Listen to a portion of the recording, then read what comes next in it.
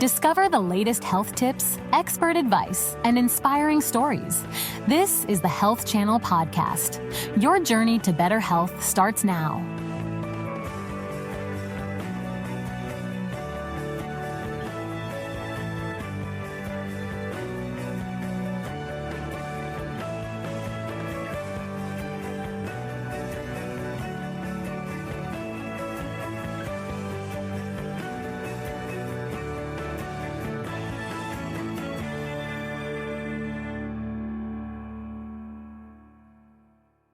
More than 40 million Americans have diabetes.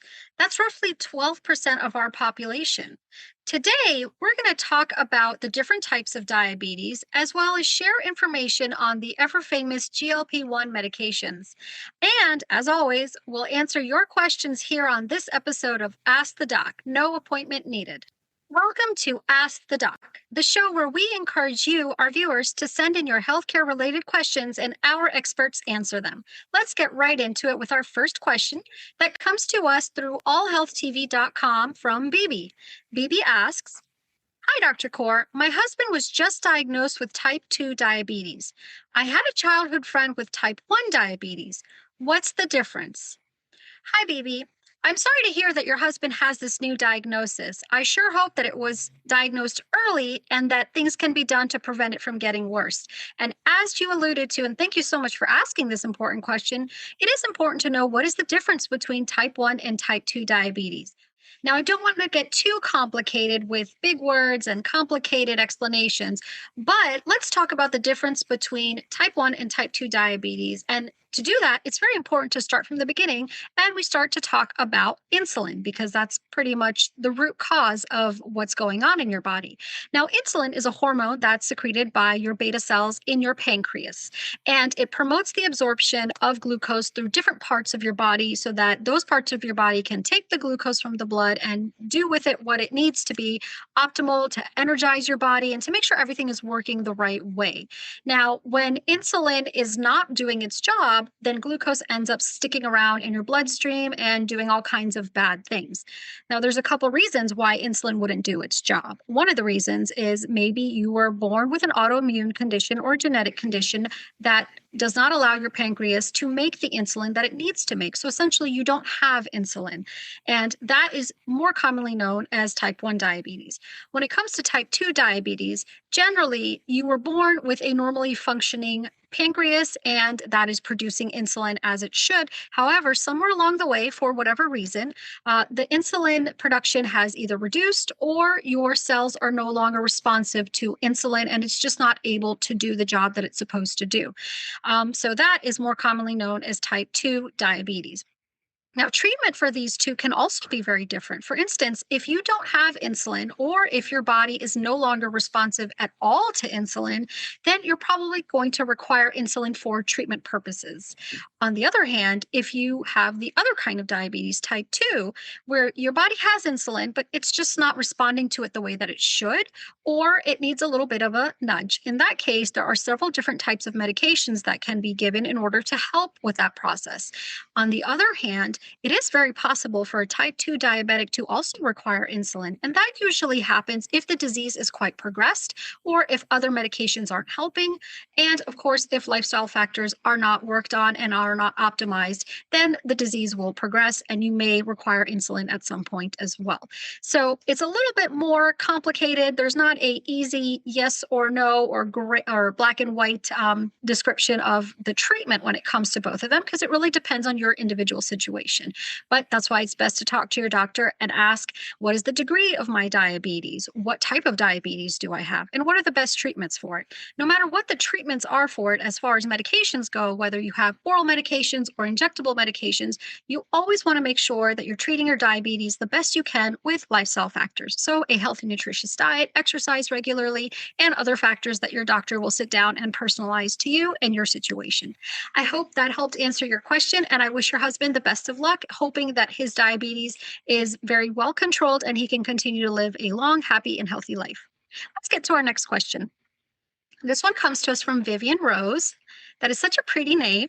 Thank you, Vivian, for reaching out to us through YouTube. And Vivian Rose asks, 2 years ago, before going full carnivore, I had a coronary artery calcium score of 0. 4 weeks ago, and after 2 years of a strict carnivore regimen, I had a massive heart attack and I'm still in the hospital. I've always been fit, irrespective of my low carb, high fat diet. Can you please explain? Thank you so much for sending this in. And I know some of our viewers may be thinking this isn't related to diabetes, but it is such an important question because it is heart health, and heart health has its hands in pretty much everything in our body, believe it or not. I'm so sorry you're going through this, Vivian. I really hope that you have a quick and healthy recovery and can talk to your doctors about what is the best regimen for you moving on, whether it's medications, diet, or exercise. Let's talk a little bit about what happened. I know several years ago, the keto diet was all the rage, and a lot of people were huge proponents of it. In fact, I know a few cardiologists that were huge proponents of it. But there's so many things to consider when you engage in a new type of diet. One, are you healthy on the inside? Because sometimes thinking that we're fit and thinking that we're healthy on the outside may not be the same as what's actually going on the inside. Not to mention, do you have any genetic factors or genetic predispositions that even though you're healthy, if you do this one thing, you're going to have a high risk of a certain disease. So that's very important to consider as well. Now, when it comes to ketogenic diets, these are generally diets that have foods that will drastically increase your LDL particles of your cholesterol. Cholesterol has several different types. It has good cholesterol, bad cholesterol, not so bad cholesterol, and that's putting it in very simple terms, mind you. But LDL is probably the worst particle because it contributes the most to the formation of cholesterol plaques in your arteries. And over time, those plaques can either become so big or so hardened that they block the flow of blood in your heart arteries and possibly in other arteries in your body as well. When that happens, that's when we get the blockages that lead to heart attacks and strokes. Sometimes you may not have a heart attack because your blockages are caught early. And just like Vivian Rose alluded to, that can be done through a coronary artery calcium score. So, what is that test? Well, it's a low dose CAT scan that looks at your arteries around and in your heart and looks at how many of them, or if any of them, are calcified. So, how do you get calcifications in your arteries? Well, remember, I was talking just now about the buildup of cholesterol plaque in the arteries. When plaque starts to build up in the arteries, it's kind of mushy and gushy and it's soft and pliable. But over time, if it stays there, then it becomes hard and calcified. Kind of think of it like a scab. So initially when you get a cut, it's kind of a soft area, but over time that scab hardens and it does what it needs to do to protect the cut and the wound. On the other hand, when we're talking about cholesterol plaques getting calcified, they're not trying to help anything. In fact, they're very dangerous. So when we do this CAT scan and we see any amount of calcification in the heart arteries, that makes us realize that, hey, there's a lot of cholesterol sitting in this person's heart. And then what we have to determine is what is the degree of that? Now, if it's very minimal or none at all that we see, then it's 0. But don't get that mixed up. Just because it's 0 doesn't mean that you don't have cholesterol in your arteries. It just means that that cholesterol has not hardened yet and it has not calcified yet.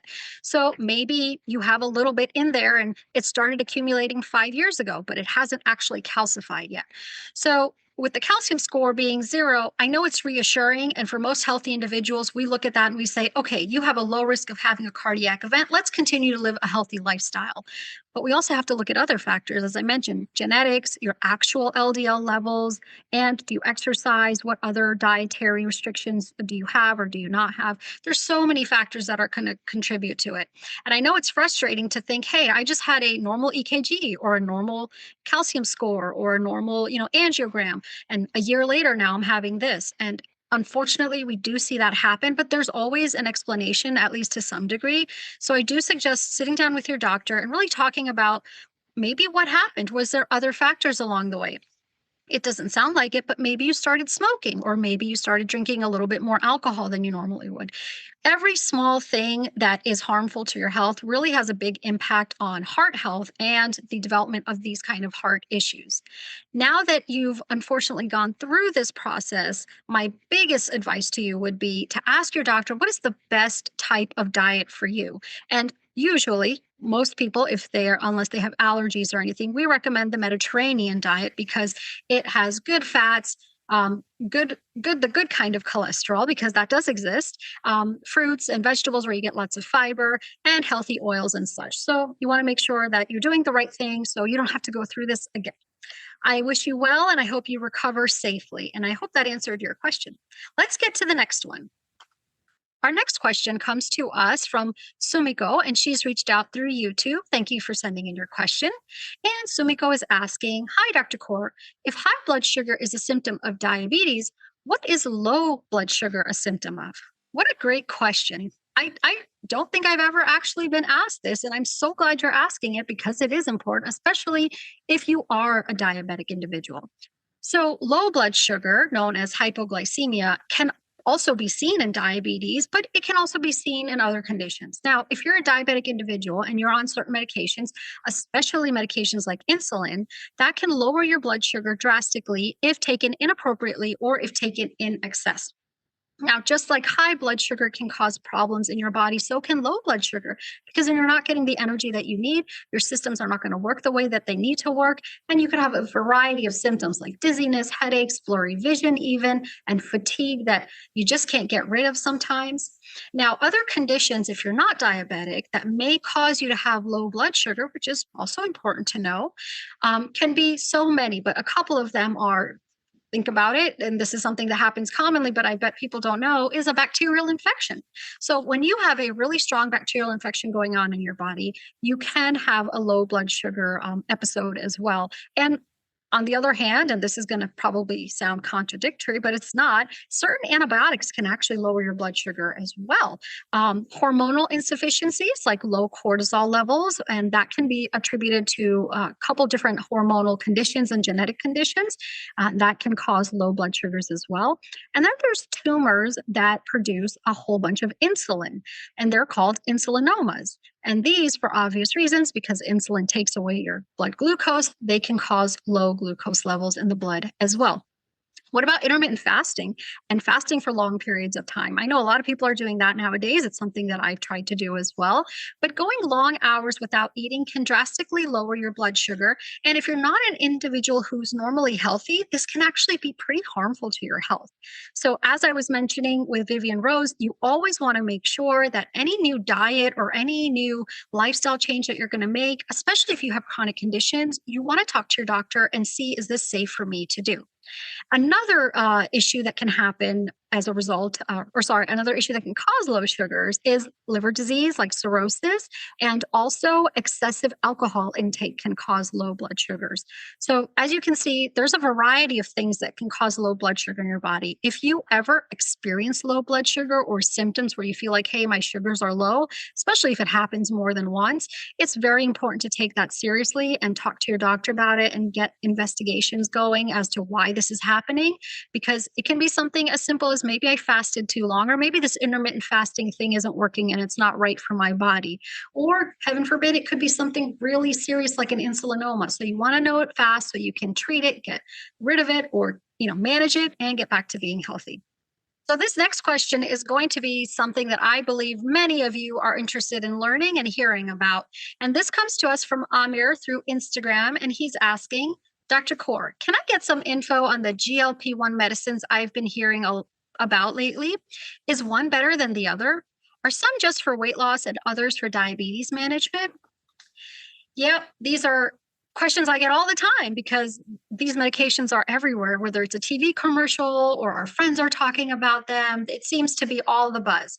Now, when it comes to GLP-1 agonist medications, they were initially created for the treatment of diabetes mellitus, and they weren't initially created for weight loss. However, several years ago, researchers and honestly patients and doctors, they started noticing that these are really beneficial when it comes to losing weight as well. And the focus started to shift a little bit from diabetes management to weight loss management when it came to the administration of these medications. Now they're very influential in not just treating diabetes, but also treating obesity and managing weight. But they need to be prescribed and taken very, very carefully. That's because these medications mimic a hormone in your body that stimulates insulin secretion. And as we talked about earlier, insulin is the hormone that helps to regulate blood glucose in your body. Also, these medications work in a mechanism through which it slows down the frequency or the velocity at which your stomach empties itself. Now, when you eat, you chew, that starts the digestive process. You swallow, and then this food gets down to your stomach. When it gets to your stomach, it rumbles around for a little bit. The digestive process, continues. And once it's finished, then the food moves from your stomach into the rest of your digestive system. Now, the velocity at which that happens in a normal individual, we really never talk about it because it's normal. It happens. There's no need to talk about it. However, if you're on these types of medications, that process itself is slowed.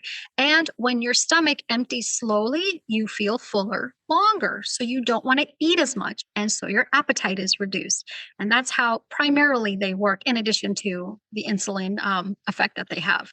Now, they work in different parts of the body: the pancreas, the GI tract, even the cardiovascular system, the kidneys, and the brain. This all works together to regulate the appetite of that individual taking these medications. Now, determining if one is better than the other really depends on what you're looking for. Studies have not shown that one is significantly better than the other when it comes to diabetes management. There are a few trials that have shown maybe this is the case, and honestly, the jury's a little bit still out on that, but it really depends. Are you a healthy individual? Do you have heart disease? Because if you have heart disease, then some of them have actually been found to be a little bit more beneficial than the others. For instance, semaglutide seems to be the best to reduce A1C, but tirzepatide seems to be better for both A1C and weight loss. So that's something that we're starting to see now, and then we adjust our treatment programs for our patients accordingly. But really, whatever is going to be best for you is really a personal decision between you and your doctor. You want to go over what your current health status is, what your health goals are, because that's important, and how are you going to meet those goals? Are you going to be implementing some lifestyle changes in addition to the medications that are going to be prescribed? And then what medications are going to be prescribed? If you have meds that you're considering, the number one thing you always want to ask your physician is, how is this going to help me? And then number two, are there going to be side effects that I need to worry about? And at what point do I need to consider increasing the medication or changing? Like, what should I be looking for? How often should I be doing blood work? So all these questions are really important to get that personalized answer to see which one is the right one for you. I hope that helped answer your question, and I hope that you get some answers more personalized from your doctor so you can be healthy. We have a question. Let's get to this one from Paula, and she writes from Facebook asking, "Hi, Dr. Kaur, is diabetes genetic? My great aunt and a few other relatives have it, so I want to know, what are the odds of me getting it?" This is a really good question because we talk a lot about diabetes developing in individuals who maybe are overweight or obese, or individuals who didn't exercise or don't take care of themselves. And really, we sometimes think it's just lifestyle that causes that to happen. But genetics is huge. So, for instance, a healthy individual with a family history of diabetes actually has a 2 to 4-fold increased risk of developing diabetes in their lifetime, specifically type 2 diabetes. Now, somebody who doesn't have a history of diabetes in their family could be living the same type of lifestyle as that other individual, and they may have they do have a lower chance, and they probably won't develop diabetes. It's really multifactorial, but genetics has a huge part in it. Having one parent with diabetes, and this is something very important to know. If you have one parent with diabetes, you have a 2-time risk of developing diabetes. If both of your parents are diabetic, then you actually have a almost 3.5 times risk of developing diabetes in yourself. That's why I always ask my patients, what is your family history? What diseases or conditions does your mom, your dad, or your siblings have? Because that really matters. And then we focus on, how do we prevent you from getting these diseases? Because that's what we're trying to do. Best treatment is prevention, right? Now, family members that you have that have diabetes. So if your mom or your dad or your siblings were diagnosed with diabetes, also what is most important to know is, how old were they when they were diagnosed? Believe it or not, the younger they were, the substantially higher risk you have of developing it, other than if they were diagnosed in their, say, 70s or 80s. So if your mom is 75 and she was just diagnosed with diabetes, you still have a high risk of developing it genetically, but it's smaller. If she was diagnosed when she was, say, 40, then you have a much higher risk of it being passed down to you and or to your siblings. However, like I mentioned, whether or not you're going to develop diabetes really depends on so many factors, and lifestyle is huge. This is why I always say make sure you eat a nutritious, healthy diet that's full of whole foods that are going to give you all those macro and micronutrients that you need, all that fiber that you need. Exercise regularly. Make sure your body is moving because that's what your cells respond to. All your RNA and all this other stuff that you see that's talked about in social media all the time, your mitochondria, all of that stuff really needs energy, and best way of getting energy is usually through exercise. Please avoid smoking. Please avoid drinking alcohol on a regular basis. And this one I try to tell people all the time, but it's near impossible sometimes. And I understand, but I say it anyways. Try not to be stressed. Try not to be too stressed for too long all the time. We all have stress, but learning how to manage it is going to be important because, believe it or not, being stressed chronically really is going to impact and increase your risk of developing a chronic condition like diabetes. So it's something that we want to make sure that we're not doing also. All right, let's get to our next question. And this one comes to us from Marcus. He's reached out through Instagram asking, "Hi, Dr. K. Is it possible to reverse or even cure diabetes?" This is a wonderful question, Marcus, because I say this to majority of my patients that are diagnosed with type 2 diabetes. I say, listen, medications are great and they have their place, but our goal is to reverse or manage your diabetes to the best of our ability. And one of the best ways that we can do that is with the lifestyle measures that I was just talking about. There are some individuals and some experts that may argue you can't reverse diabetes. You can manage it so you get it down to normal blood levels and normal lab results, but that genetic factor, that inflammation in the body, and all those micro changes that happen in the body because of diabetes are going to persist. However, we are seeing studies that argue that and say, no, you can reverse type 2 diabetes. You can live a healthy lifestyle and get your body back to a normal place where those diabetic changes go away completely, or maybe 99%, and aren't affecting your body in negative ways like they would be otherwise. It's really an ongoing debate, but I think most of us are coming over to the side of you can reverse diabetes. In fact, I've seen it myself. I've seen it in my own family members by leading a healthy lifestyle, getting on the right medications, and just being diligent about it. They have reversed their diabetes. And it's amazing because that feeling of accomplishment is one, great, but also being healthy. That's the goal at the end of the day. So it's something you really want to focus on. The other thing I want to point out is when it comes to diabetes, it depends on your degree of diabetes. If your diabetes is quite severe, meaning that your A1C is above 10, it's not impossible to reverse, but it is going to be much, much more difficult. And I'm saying that because I want to set realistic expectations, and I do this with my patients as well. It's not to say that we're not going to get there, but it might take us a little bit longer, a little bit more effort, and maybe a little bit more oversight. But hopefully one day we can get there. As I mentioned, you always want to talk to your doctor for more personalized results.